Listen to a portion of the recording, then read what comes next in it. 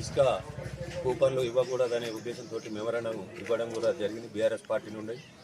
ఈరోజు ఇక్కడున్న రైతులకు గతంలో ఉన్న ఇసుకకు ఇప్పుడు ఇసుక చూస్తే మొత్తం ఇసుక లేకుండా అయిపోయింది.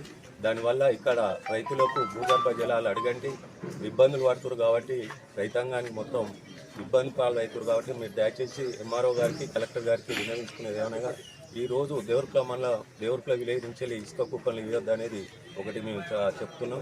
అదేవిధంగా ఒక్కసారి మీరు ఏదైతే గోదావరి ఇసుక ఉన్నదో గోదావరి ఇసుకకు ఇక్కడ ఇచ్చే ట్రాక్టర్లకు మనం ఏదైతే ఉన్నదో ఆ ఛార్జీలు చూసుకుంటే గోదావరి ఇసుకే తక్కువకి వస్తుంది కాబట్టి ఒక్కసారి అది ఎంత అవుతుంది ఇది ఎంత అవుతుంది అని అర్థం చేసుకొని గోదావరి నుంచి వెళ్ళి ఇందిరమ్మ ఇండ్లకు తెప్పించి ఇస్తే అది బాగుంటుంది. ఎందుకంటే ఇక్కడ వాళ్ళు ఇక్కడికి వచ్చి పర్మిషన్లు తీసుకొని ఇక్కడ ట్రాక్టర్లు మాట్లాడుకొని వాళ్ళు ఇబ్బంది అవుతుంది. ఏదైతే మీరు ఇండ్లు ఇచ్చేటప్పుడే వాటితో పాటు కొంత కూపన్లు ఇచ్చేసి గోదావరి ఇసుకకు కూపన్లు ఇచ్చేసి అక్కడి నుంచే తెచ్చుకొని ఇల్లు కట్టేయగలరని మేము ప్రభుత్వాన్ని డిమాండ్ చేస్తున్నాం. ఏదున్నా కూడా ఇక్కడ ఉన్న రైతులను ఒకసారి దృష్టిలో పెట్టుకోమని చెప్తున్నాం.